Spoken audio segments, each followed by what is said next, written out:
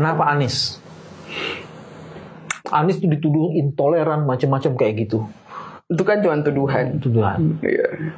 Cocok nggak Anies di Papua? Kalau dia jadi presiden tuh orang Papua senang dia nggak kira-kira? Senang lah, senang sekali. Kamu yang senang atau orang Papua yang senang? Harusnya orang Papua senang. Karena citra intolerannya itu tidak betul kan. Dan di Papua itu kan orang-orang sangat toleran sekali.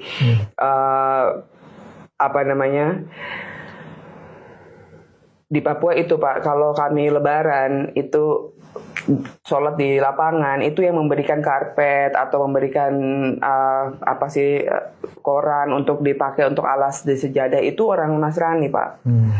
Ini kok sayang sekali kok tidak di expose oleh media gitu loh. Ini salah satu bentuk protes saya waktu beberapa tahun lalu, sekitar 3 tahun lalu pas pandemi itu, itulah yang membuat saya diundang Bapak Anies pagi-pagi ke rumahnya untuk sarapan karena ternyata video itu cukup viral.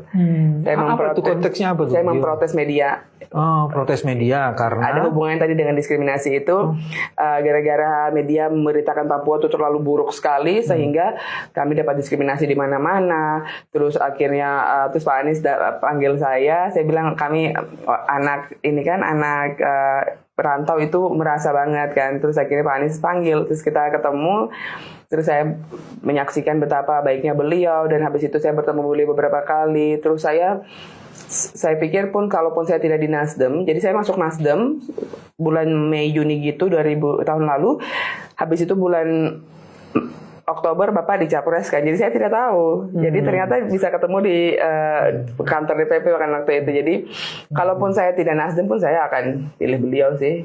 Saya akan memilih orang yang punya hubungan ketuhanan bagus. Kenapa? Karena kalau hubungan ketuhanannya bagus, insya Allah hubungan kemanusiaan pasti bagus. Jadi kamu memilih Anies memang sudah ada proses yang lama ya? Sudah. Dan dari itu kamu mengenali benar Anies Baswedan bahwa dia ternyata di framing intoleransi tapi padahal toleran. Sangat toleran. Beliau kalau beliau intoleran Pak, beliau tidak akan peduli dengan saya punya video yang viral itu yang bilang bahwa saya didiskriminasi. Terus beliau bilang ke saya bahwa saya paham karena asisten saya juga salah satu asisten saya juga orang Papua. Ya. Dan ada yang pernah tanya saya, kenapa tidak orang Solo aja atau orang Jawa aja? Bapak cerita ini. Terus Bapak bilang, loh, memangnya harus Solo atau Jawa atau yang bisa jadi asisten? Memangnya cuman ya gitulah. Jadi intinya Bapak mengerti saya frustrasi akan diskriminasi ini gitu.